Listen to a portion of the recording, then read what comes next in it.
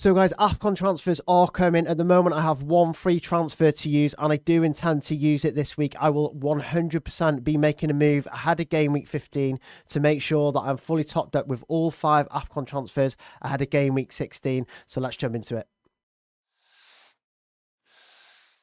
So guys, before we take a look at my Game Week 15 team, please remember to subscribe to the channel. Again, I am chasing 1k subs before the end of the season, and I need your help to do it. So please subscribe right now. So in terms of my team, looking ahead to Game Week 15, I mean, it's not really that bad. You take a look at Raya in goal. I'm really happy with that. Obviously, Villa away. I don't know if I'm expecting a clean sheet from Arsenal this week. They are, I think, top 4 for clean sheet odds. I think they're around 4 for clean sheet odds this week, which is fine, you know, considering they are playing a Villa side who seem to be scoring goals again. But I think with Raya, I think it was a good example of Timber last week. Owning Raya is just a safe way into the Arsenal defence.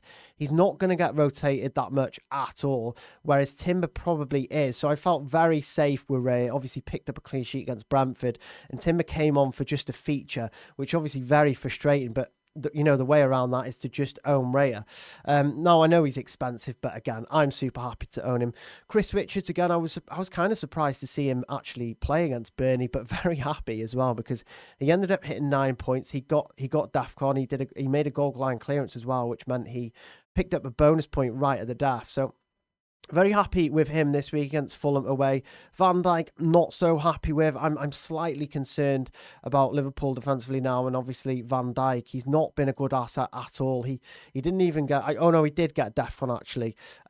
So he is getting DEFCON. He's just not getting the clean sheet. He's also not really doing the attacking threat, right? You know, you look at options like Munoz, who is, and the Crystal Palace guys who are, and you kind of want that. You know, I want a player like a Munoz who is going to change my week for the better. And at the moment, I don't think Van Dijk is that at 6 million as well. But he is in for now, albeit, you know, if Keane is fit against Forest, or we get news that he is fit, then surely I wouldn't bench Van Dijk. I mean, I might. Completing the defence is obviously Thiago against Burnley. Now, I think there was rumours that he could be potentially rested in the week. That didn't happen, but they also conceded, so it didn't really kind of matter, I suppose. But yeah, I mean, if he starts, then he is a great option against Burnley. Burnley's still the worst side in the league for expected goals, and I expect Newcastle to keep a clean sheet. If Thiago doesn't play, if he is rested, then it'll probably be a full rest. Which means I'll probably get a first sub, whether that be, you know, Keane if fit or Van Dijk or whatever. So moving on into midfield though, I'm still quite happy with Enzo for now. I know he probably won't have penalties with Palmer on the pitch. I don't see Palmer starting every single match and playing every minute of every match just because he's just come back from injury. So I think Enzo is still a decent option, although long term, probably worry about him, but I think it's a good fixture this week against Bournemouth, who, you know, have been leaking goals. Now, Mbumo and Bruno, you know, 2 good options. I doubled up on the Manchester United attack for a reason. I needed Bruno. He just feels essential at the moment. He keeps ticking away in terms of points. I also like Mbumo, but he'll be going to AFCON soon, so he will be a future problem, albeit I have planned for this. I have a planned move from Mbumo to Saka in the upcoming weeks. But for now, you know, these 2 assets playing against the worst defence in the league, really, really happy with that. Semenyo is a different story. Chelsea have been error prone. You know, they are conceding a lot of dodgy goals at the moment. I don't trust my own team defensively. And I think Semenyo is still impressive in terms of XGI. I know a lot of people are selling him this week ahead of for Foden. You know, when I see the appeal of that, but with Semenyo, you're getting a 90-minute, you know, you are getting a 90-minute man without European football for Bournemouth, who are a good side. So for me, I think Semenyo is probably going to, you know, stay on my team, but we'll see. In the forward line, obviously, you've got Haaland, who is a complete shoo-in. I've also got Matata, who I'm not quite happy with at the moment. Obviously, you know, he's getting 70 minutes most games, but he's not really convincing. Only 2 goals in the last 5 matches, so not fantastic from him. He might be an issue long term, so we will come back to that before we take a look at my transfer plans. Now, obviously, Gyökeres, I was really hoping that he would play against Brentford. I expected him to start. Poor sources suggested that he was starting, but he only ended up playing 5 minutes of the game, which was quite gutting, really, because I expected him to start that. So he is definitely an issue, although he could well start against Aston Villa. And Haaland will definitely be my captain this week. So let's take a look at my potential transfer strategy.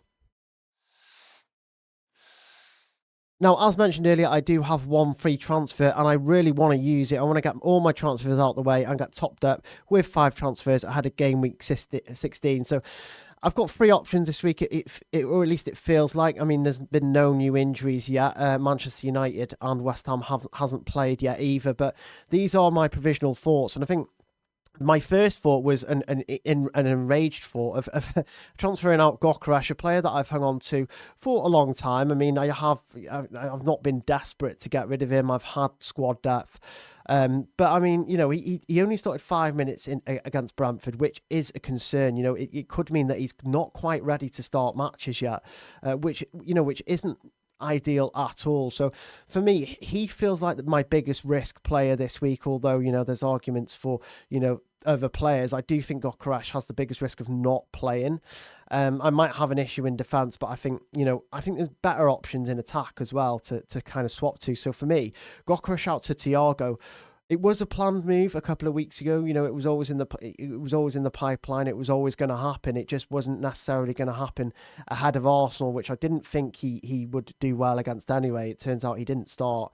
He only featured and blanked anyway. So, but I mean, I had enough money in the bank as well to cover any potential price rises that he kind of had. I want Thiago long term. We've already discussed, on another video, Brentford's fixtures are really good. Thiago, 11 goals already. His data could be better, but at 6.7 million, he's already better than a lot of other kind of midfielders, most of the midfielders at that price range in the game. He's someone I want long term. He's on pans. Brentford have good fixtures again, so it just feels like an easy move. It also kind of releases the funds for me to get from Mbeumo to Saka in coming game weeks when Mbeumo does go off to AFCON. So it does release the funds there. Now my second move would block the funds. I think it feels like a 1 week punt, or at least a short term punt. Walter Marder. Newcastle have good fixtures. Newcastle face Burnley twice, actually.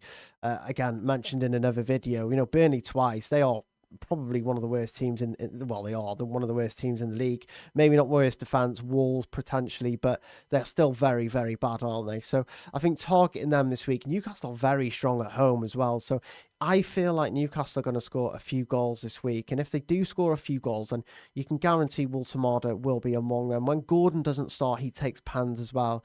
So that is another potential option. Now, my third and final kind of consideration would be to just get rid of Semenyo long term. The fixtures aren't great. If I did feel that Gyökeres would play, or I get the feeling that Gyökeres will start against Villa, then I could just get Semenyo out. I do like Semenyo. He's a 90-minute man. He's still lively. He's not been amazing as of late, but the data is there for him. He's not gone completely off the boil, so the data is backing him up. But I could swap him out for Minty. Brighton have that perfect home fixture against West Ham, don't they? Minty, 7 assists already, which I think is more than any other player in the league. I think I'm most likely to go for the top plan. I'm most likely to bring in Thiago this week. It is part of a long-term strategy. I want Thiago long-term. I want the free strike as well. Provisionally, I want the Haaland, Matata, and the Thiago a front three, because I'm less convinced by the midfield options. Boomer's going to AFCON, Enzo becoming a non-option long-term. I think so. And Ndiaye going as well to AFCON. There are a lot of midfielders who are slightly becoming far less appealing. So for me, my most likely move this week is Gyökeres to Thiago. If you guys like UCL Fantasy, then you are in the right place. If you do enjoy UCL Fantasy content, then make sure you hit subscribe, because I've got some good content coming out very soon. I'll see you guys again.